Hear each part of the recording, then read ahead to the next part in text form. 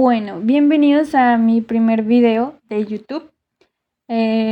Yo solo soy una estudiante de Ingeniería de Sistemas que está tratando de ayudar a gente que, al igual que yo, está en este proceso de aprendizaje. En mi primer video va a tratar sobre la programación orientada a objetos. Primero les voy a explicar qué es la programación orientada a objetos. La PU, una abreviación o programación orientada a objetos, es una forma de estructurar el código en programas que se basa en el concepto de objetos. En lugar de enfocarse en la lógica, como en la programación tradicional, la PU organiza el software alrededor de datos u objetos que combinan información, atributos y comportamientos, métodos. En este video vamos a ver estas 4 características de la programación orientada a objetos, que es las clases, los objetos, los atributos y los métodos. ¿Cómo funciona? Supongamos que tenemos una taza, ¿sí? Entonces, en la programación orientada a objetos, lo que hacemos es primero sacarle las características de esta taza, ¿sí? Que podrían ser, digamos, yo puse el material, la capacidad y el color, ¿sí? Luego pensamos, ¿qué voy a hacer yo con ese objeto? ¿Sí? ¿Cuáles son las acciones o los verbos que va a realizar este objeto? Por ejemplo, yo puedo llenar la taza y yo puedo vaciar la taza, ¿sí? Entonces, esas son 2 acciones que va a hacer la taza o nuestro objeto, ¿sí? Ahora, los parámetros son cositas que yo necesito en las acciones para poderlas realizar, ¿sí? Por ejemplo, si yo quiero llenar una taza, yo necesito un líquido, algo con que llenar la taza. Entonces, ese sería el parámetro. Bueno, en la programación orientada a objetos se utiliza mucho un diagrama que se llama diagrama UML. ¿Qué significa? Básicamente lo que hacemos es una tablita que tiene tres lugares. El primero va a ser para el nombre, el segundo va a ser para las características, que en programación se le llaman atributos, y las acciones o verbos van al final, que en la programación se le dicen métodos. Se llena así tal cual el nombre, las características y las acciones que va a realizar. Aquí lo único que hice fue añadirle el parámetro. El parámetro se añade al lado de la acción y en paréntesis. Bueno, este diagrama, ustedes dirán, eso está muy fácil. No, todavía le falta algo a este diagramita y para eso vamos a ver los datos primitivos en Java, ¿sí? ¿Qué son los datos primitivos en Java? Cuando yo, por ejemplo, en este diagrama que vemos acá, yo tengo que decirle a Java, al lenguaje de programación, qué tipo de dato, por ejemplo, es el color, qué tipo de dato es el material, qué tipo de dato es la capacidad y qué tipo de datos o qué me va a devolver esta acción. Por ejemplo, llenar taza, vaciar taza, me va a devolver algún dato, ¿sí? Entonces, para eso son los datos primitivos en Java. Existen 8. Los primitivos son 8. El primero es el byte. Básicamente estos de aquí que se ven son números enteros, pero la diferencia es que varían de menor a mayor. ¿Qué significa? Que yo con un byte creo un espacio de memoria en Java que solo alcanza hasta el número 127, ¿sí? Yo puedo escribir el número menos 128 y puedo escribirlo hasta el número 127. Pero si digamos yo pongo aquí en un byte el 128, me va a arrojar error, porque ya ese número no cabe en este dato. Entonces tengo que saltar al siguiente dato, que es un short.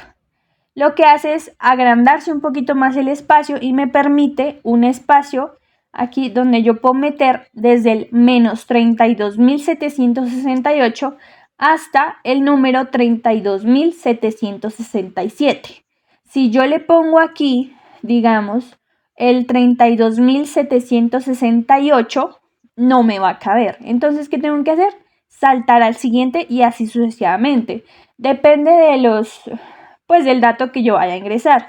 Digamos, aquí en Colombia, si yo estoy haciendo, no sé, una agenda de contactos y necesito ingresar mi número de teléfono, el número de teléfono normalmente son 10 cifras. Aquí no me caben 10 cifras. Entonces, este sería, bueno, aquí sí me caben, pero el problema es que en Colombia, si se dan cuenta, aquí este es el 2 y aquí este es el 2. Y en Colombia, naturalmente, los números empiezan con el 3. Entonces, aquí no entra un número de teléfono. Entonces, ¿qué tendría que hacer? Saltar al siguiente tipo de dato, que es un long que va desde menos 9 trillones hasta 9 trillones aproximadamente. Pero aquí solo estoy hablando de tipos de datos enteros, o sea, números normalitos, 10, 20, 30, 100.000, 1.000, datos completicos, enteros. Pero si yo quiero almacenar, digamos, un número que es un decimal, que es 10,25, ya es otra cuestión, que son estos datos de aquí, que está el float y el double. El float recibe o almacena números decimales con aproximadamente 7 cifras. Si yo tengo un número decimal que superan las 7 cifras, salto al siguiente.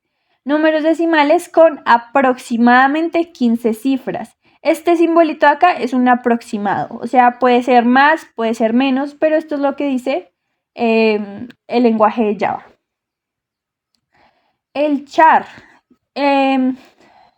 Esto básicamente es un espacio en Java que me permite almacenar una letra, básicamente.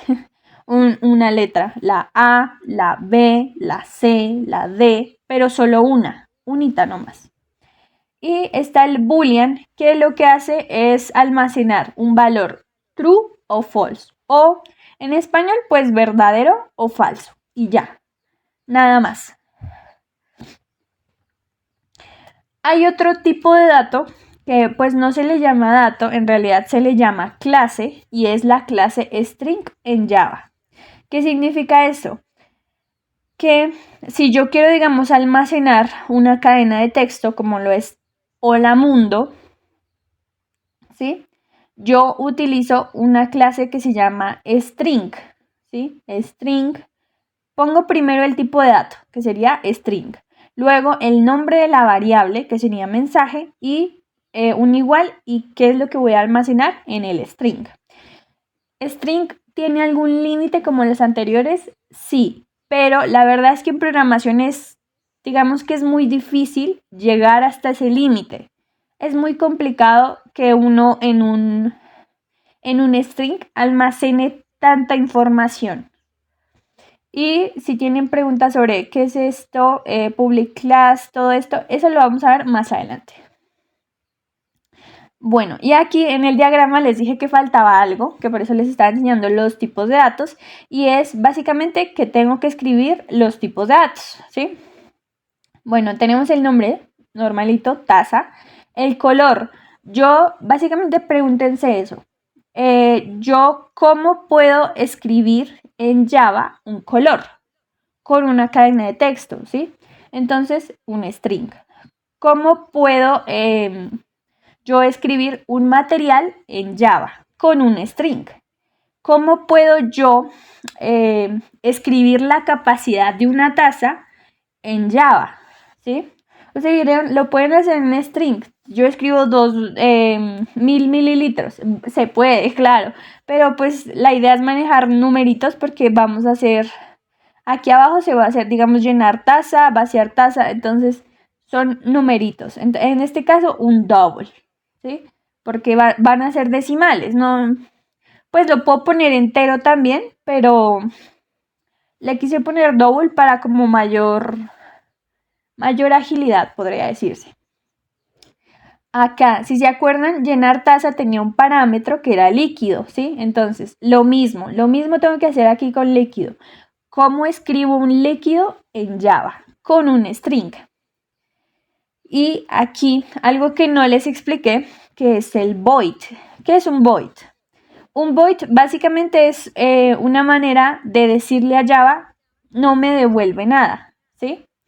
¿A qué se refiere con eso? Digamos, por ejemplo, yo aquí llenar taza, string líquido, ustedes dirán, pero es que aquí me devuelve una taza llena. Sí, pero Java como tal no puede retornar, digamos, la taza llena, ¿sí? Ustedes dirán, pero puede volver, digamos, una cadena de texto que diga taza llena. Ahí ya cambiaría un poquito. Pero normalmente este void se usa cuando nosotros queremos hacer una acción. Digamos aquí llenar taza, pero, o sea, que se cumpla esa acción, pero que no devuelva nada, ¿sí?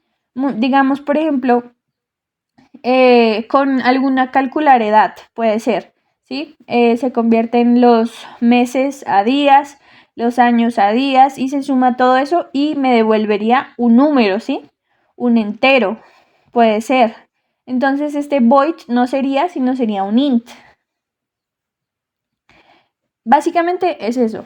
Yo en vaciar taza, yo simplemente necesito que vacíe la taza, pero Java, digamos, no tiene, no,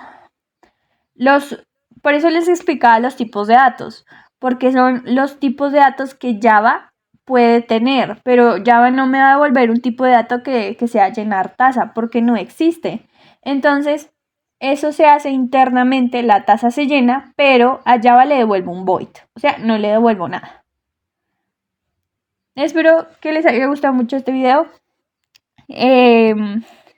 Voy a seguir haciendo más videos. Si tienen preguntas, si tienen dudas, por favor déjenlo en los comentarios. Y si tienen alguna recomendación, también. Gracias por ver.